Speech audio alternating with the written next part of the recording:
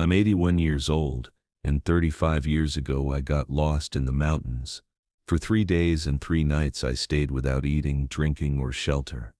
Search and rescue teams were looking for me, assuming I was dead, but I was determined to live. Tonight I'm going to tell you what I learned in those 3 days, because after facing death so closely, you look at life differently. My name is William Thompson. I'm 81 years old, a retired farmer. I was born and raised in a mountainous village in Montana. For 50 years I farmed these lands. I knew the mountains, forests, every inch of them. In 1988, when I was 46 years old, this event that happened to me completely changed my life. Until that time I thought I was the master of the mountains, but those 3 days taught me how to be human. I'm telling this story so it can be a hope for people lost in nature. Because I've also aged, there are few left who remember those days. I don't want this experience to be forgotten. October 15, 1988, Saturday. The most beautiful time of autumn. Leaves had turned yellow. Weather had cooled but wasn't cold yet. The season when mushrooms were most abundant. I left home at 7 a.m. My wife Helen said, "Don't go too far." "Don't worry," I said, "I'll be back by evening." In my backpack I had a small water bottle, some bread, cheese, a mushroom collecting basket, a small knife, that's all. When going to the mountains I don't take too much load because there will be mushroom weight on the return. I started walking on the familiar trail. My destination was Pine Ridge area, famous for its mushrooms. Around 11 a.m. I reached Pine Ridge. There were wonderful mushrooms. Clean, bug-free, fresh. I started filling the basket. I was so focused on mushrooms that I forgot to look around.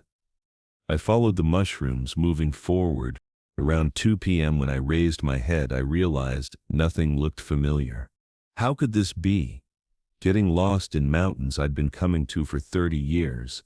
But it had happened. I looked around. Forest on all 4 sides. I don't know which direction I came from. The sun is behind clouds, I can't find direction. At first I panicked. I started running. I came from this way, I thought, and ran in that direction. But I got even more lost. I stopped, out of breath. "Calm down, William," I said to myself. "If you panic, you'll die." It was 3 o'clock. There were 4 or 5 hours until evening. I'll definitely find the way out, I thought. But I didn't know which direction to search. Everything looked the same. Pine trees, rocks, creek. At 7 p.m. I realized I would spend that night there. It was starting to get dark. I started looking for shelter. Under a big pine tree I found a place sheltered from wind. I had matches with me. I thought I could make a fire, but I had trouble finding dry branches. Everything was damp. Finally I made a small fire. But it didn't last long. When the wood ran out, it died. The night was very cold. October is cold in the mountains. I was having shivering fits. I couldn't sleep. I kept hearing sounds. Animal sounds, branch breaking. I was scared. When I woke up in the morning I was very thirsty. There was little water left in my bottle. I had to use it carefully. I decided to look for water. If there's water in the mountains, it flows downward. I started going down. After 2 hours I found a small creek. The water was very cold but very clean. I drank until my stomach was full. I filled my bottle from the creek. At least my water problem was solved. But hunger had started. I had finished the bread and cheese in the morning. I was having stomach cramps. What could be eaten in the mountains? There were mushrooms, but I was afraid of poisonous ones. I don't eat mushrooms I'm not familiar with. There were blackberry bushes. I found a few blackberries, ate them, but there were very few. I found a linden tree. I chewed its leaves. They were bitter, but I was getting something. I tried to make fire again for the night. This time it was better. I warmed up a bit. The second night was harder. My body had started weakening. Hunger and cold combined made me feel very weak. I wonder if they're looking for me. I was thinking. My wife Helen must have notified the police. But how will they find me in such a big forest? That night I fell into very bad thoughts. Will I die here? Will I see my family again? I cried. As a 46-year-old man, I cried. The feeling of helplessness was terrible. The third day started very badly. I didn't have the strength to get up. Dizziness, nausea. This can't go on, I said. Either I pull myself together or I die here. I forced myself to stand up. I drank water, washed my face. I tried to come to my senses. I decided to climb a high hill. Maybe I could see a road there, make myself heard. I climbed with great difficulty. I rested at every step, but I didn't give up. When I reached the top, what a wonderful view. But more importantly, I saw a village in the distance. It was very far, but at least I had found direction. I started going down toward that direction. While going down, I heard a helicopter sound. They were looking for me. I waved my hand, shouted, but it didn't see me. But hope came, so I was being searched for, so I wouldn't die. I continued going down toward the village. I was very slow, but I didn't stop. Around 4 p.m. I saw the first house. It was very far, but it was real. With my last strength, I walked toward that house. Every step was painful, but I was approaching the target. At 6 p.m. I reached the house door. I knocked. A woman opened it. "My God, who are you?" she said.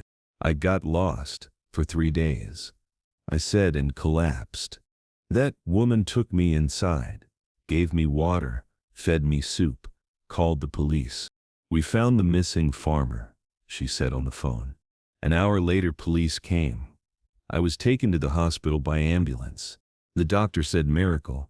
Staying on your feet like this after 3 days of hunger and thirst at this age is a miracle." My wife Helen came to the hospital. She cried so much. My children came. They all thought I was dead. "I didn't leave," I said. "I was just a little late." But even though I tried to joke, we all knew I had returned from death. I learned later that a very large search operation had been conducted. 150 people, 3 helicopters, 12 search dogs, police, emergency services, villagers. They had searched the mountain for 3 days. They only found my torn shirt. The sergeant leading the search and rescue team came to the hospital. "Sir," he said, "the place where we found you was completely outside the search area. How did you get there?" I was also surprised. So I had gone that far. After that event, I had psychological problems for a long time. I couldn't go to the mountains. I had nightmares at night. I constantly lived with the fear of getting lost. I received treatment for about 6 months. I slowly recovered, but those 3 days had completely changed me. My view of life, nature, family changed. I learned many things in those 3 days. Don't panic. Stay calm. Water is the most important thing.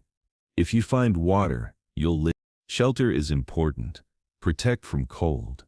Don't waste energy. Don't run unnecessarily. Don't lose hope. You're definitely being searched for.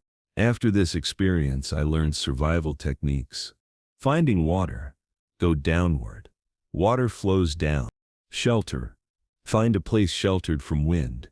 Cover with leaves. Fire. Find dry branches. Start small. Build up. Finding direction. Follow the sun. East in morning, west in evening. Signaling. Go to high ground. Make noise. Wave hands. My advice to people lost in mountains. Stay calm. Panic kills. Stay in the same place. Don't move. Find water. You can live 3 days without water. Keep your body temperature. Protect from hypothermia. Signal. Make noise. Make signs. After that event, my family became very afraid. My wife said, "You won't go to the mountains anymore." My children said, "Dad, we'll get you a phone." There were no phones then. I didn't go to the mountains for 6 months. But then I had to go again, because I'm a farmer. After that event, my view of nature changed. Before, I thought I'm the master of the mountain. Then I understood that nature is very powerful. I learned to respect nature. I focused not on conquering it, but on living in harmony with it. Now I tell young people, if you're going to the mountains, go prepared. Take GPS, take phone, inform someone. Don't underestimate nature. It can swallow you in an instant. But don't be afraid to go out either. Just be careful. 35 years have passed since that event. Now I'm 81 years old. I still go to those mountains. But now I'm very careful. There are phones now. There's GPS. Much safer. But I never forgot those 3 days. I remember every time I go to the mountain. I've aged now. Maybe I can't go to the mountains much more. But the memory of those 3 days will always stay with me. Because those 3 days gave me a real life lesson. It taught me the value of family, the importance of health, the meaning of survival. I'm telling this story so that lost people don't lose hope. 3 days seems very long, but it's bearable. Humans are very resilient. Don't give up. Your family is looking for you. You will be rescued. My wife Helen passed away 5 years ago. I told her about those 3 days many times. Good thing you came back, she would always say. Now she's gone too. But memories remain. I have grandchildren. I tell them this story. Grandpa got lost in the mountains, they say. Yes, I say. But he didn't give up, he came back. This is also a lesson for them. So they won't give up in difficult times.